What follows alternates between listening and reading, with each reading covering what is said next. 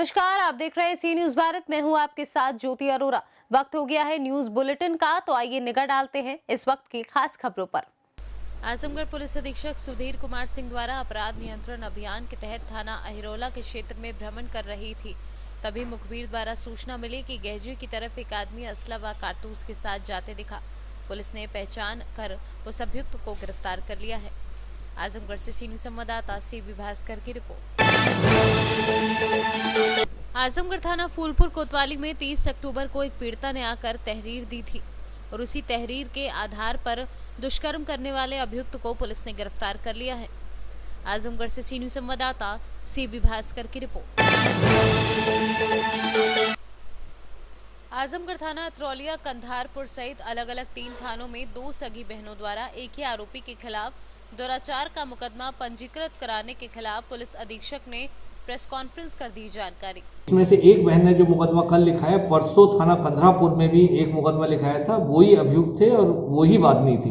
तो ये 3 मुकदमे कोर्ट के आदेश से लिखे गए हैं और ये बहुत ही कंफ्यूजिंग है, क्योंकि 2 मुकदमे 2 थानों में एक ही अभियुक्तों के खिलाफ लिखाए गए, सेम केस के बारे में लिखे गए और सेम उसमें वादनी है। तो इनकी विवेचना की जा रही है। विवेचना करके जो भी सही होगा वो पाया जाएगा। फिलहाल ये बहुत संदिग्ध प्रतीत हो रहा है, क्योंकि 2 अलग अलग थानों में कोर्ट के आदेश से मुकदमे सेम घटना के और सेम अभियुक्तों के खिलाफ लिखाए गए, जो कि अपने आप में जो न्यायोचित नहीं है।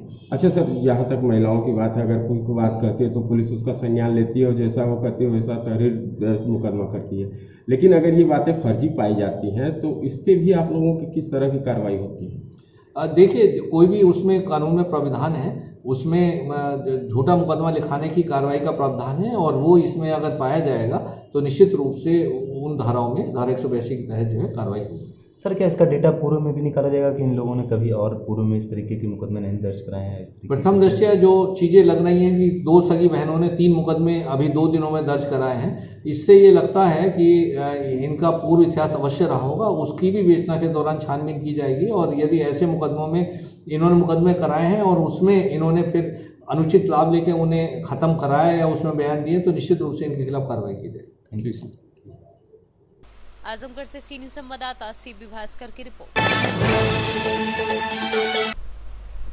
भाजपा जिला कार्यालय में शनिवार को लौह पुरुष सरदार वल्लभ भाई पटेल की जयंती को राष्ट्रीय एकता दिवस के रूप में मनाया गया।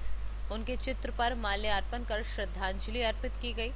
इस अवसर पर पार्टी के जिलाध्यक्ष विनय श्रीवास्तव ने कहा कि देश की आजादी में सरदार वल्लभ भाई पटेल का योगदान हमेशा स्मरणीय रहेगा।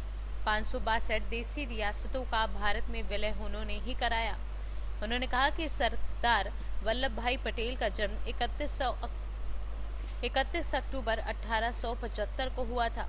वह एक लोकप्रिय नेता थे, एक भारतीय राजनीतिक थे। भदोई से सी न्यूज संवाददाता खुर्शीद खान की रिपोर्ट। उच्च न्यायालय के आदेश पर उप जिलाधिकारी आशीष कुमार मिश्रा, क्षेत्राधिकारी प्रियांक जैन, राजस्व कर्मियों और भारी संख्या में पुलिस के जवानों के साथ ही साथ पीएसी फोर्स के साथ शनिवार को गम्हापुर मोहल्ले में पहुंचे, जहां पर जमीन की पैदाइश कराने के बाद पत्थर लगाकर उसका सीमांकन किया गया।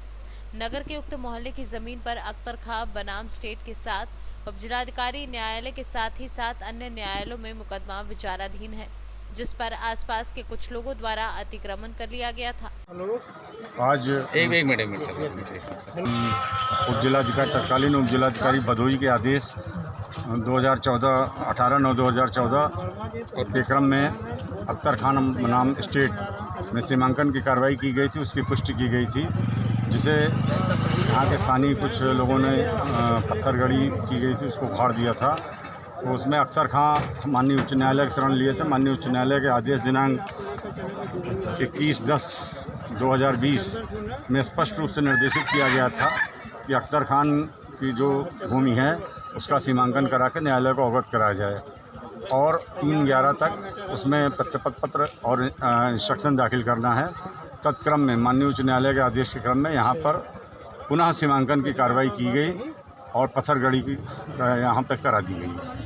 ये हमारे यहाँ भी विचाराधीन है और अन्य न्यायालयों में विचाराधीन है, किंतु माननीय उच्च न्यायालय का स्पष्ट आदेश है कि इस ज़मीन का डिमार्केशन करा के 3/11 को वहाँ पर इंस्ट्रक्शन दाखिल किया जाए। तत्क्रम में माननीय उच्च न्यायालय के आदेश का अनुपालन यहाँ पर सुनिश्चित किया गया। भदोही से सी न्यूज़ संवाददाता खुर्शीद खान की रिपोर्ट।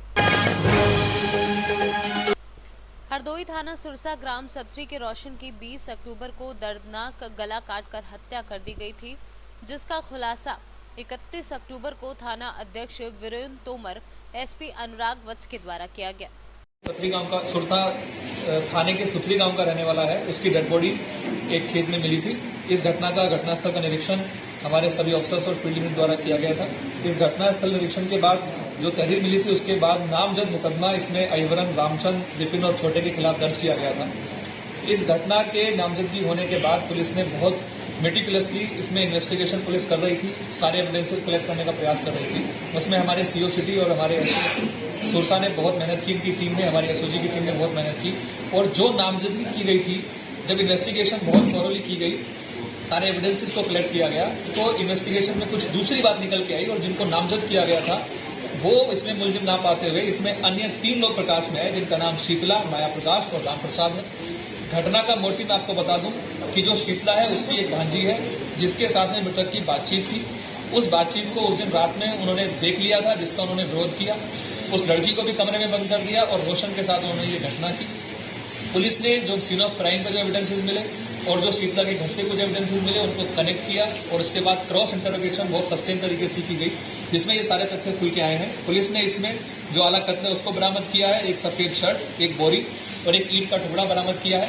ये पूरी पुलिस टीम जिसने कि इस घटना को बहुत ही कम समय में और बहुत अच्छे से वर्कआउट किया है, इसके लिए 25,000 रुपये के इनाम की घोषणा की जाती है। साथ ही इस पूरी विवेचना को हम बेस्ट इन्वेस्टिगेशन के लिए भी आगे फॉरवर्ड करेंगे और मेरी तरफ से पूरी टीम को बहुत बहुत बधाई।